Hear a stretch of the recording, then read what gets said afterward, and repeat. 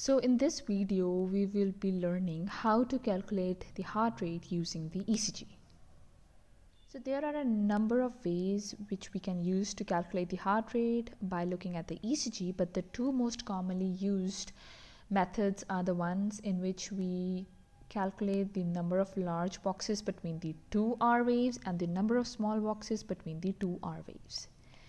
So we need to find out the R waves on a given piece of ECG, right? And then the formula says this, that you have to divide 300 by the number of large squares between two R waves, and if you're using small boxes, you have to divide 1500 by the number of small squares between two R waves, right?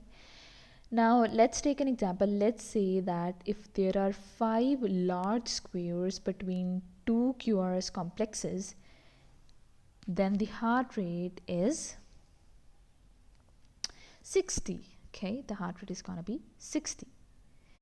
So if there is just one large box between two QRS complexes, then the heart rate would be 300 divided by 1, that is 300. Let's say if there are two large boxes between the two QRS complexes, then the heart rate is given by 300 divided by 2, that is 150. Similarly, when we use small boxes as the formula, then we have to put 1500 rather than 300 here, okay? So let's say if I say that there are 7 small boxes between two R waves, then the heart rate would be 1500 divided by 7, that would be 188. Okay, another example is, let's say that the number of small squares between two R waves are 17, then it's gonna be 1500 divided by 17, that would be 88. So this is how we use the formula. So these are quite easy formulas. You just have to divide 300 by the number of large squares and 1500 by the number of small squares. Now that we know the formulas for calculating the heart rate using the large boxes and the small boxes, in this slide I just want to spend some time on telling you the reason why are we using 300 as a number here and why are we using 1500 as a number here.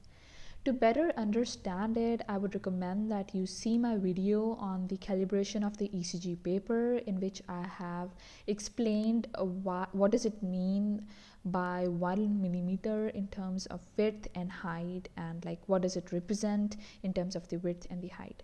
So definitely try watching that one if you can. Anyways, so I would like to start this way, that the standard ECG paper speed is 25 millimeters per second. So that means that it covers a distance of 25 millimeters in 1 second.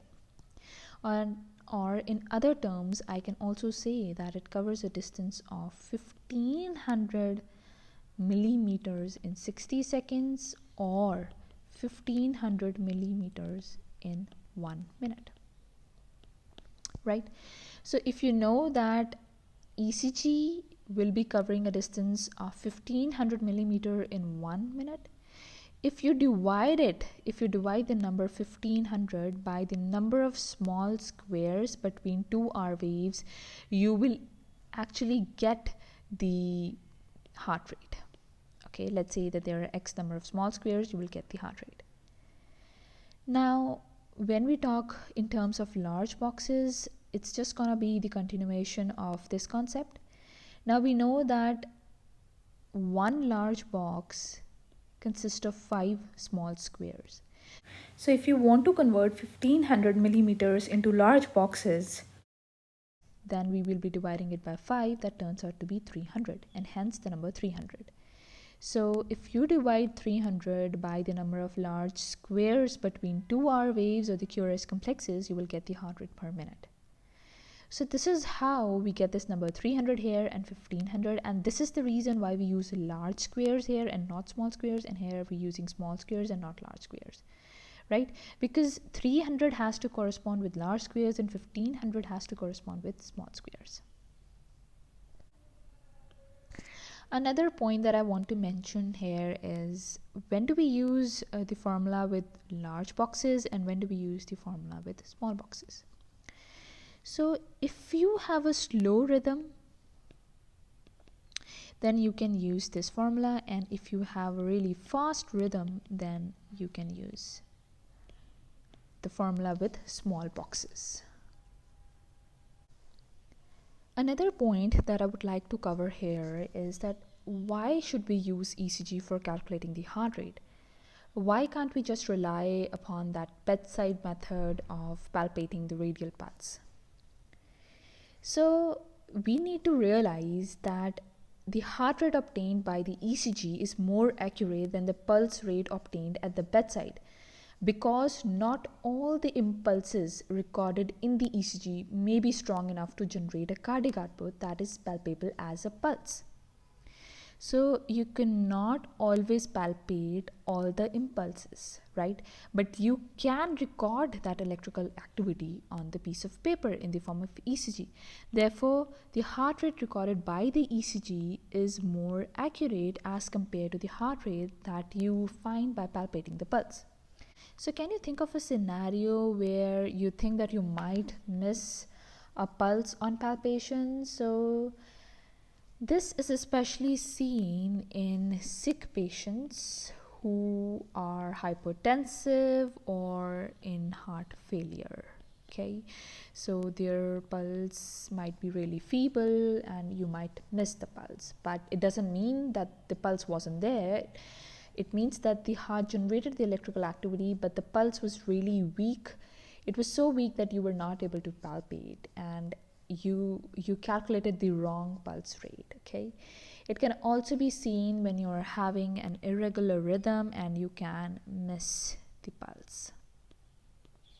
So in such conditions, ECG is a better way of recording the heart rate. Okay, so in these patients, the pulse rate is not always equal to the heart rate. Okay, so we will have to rely on the ECG for calculating the accurate heart rate. So that's all about how we calculate the heart rate using the large squares and the small squares method. Hope you enjoyed the video.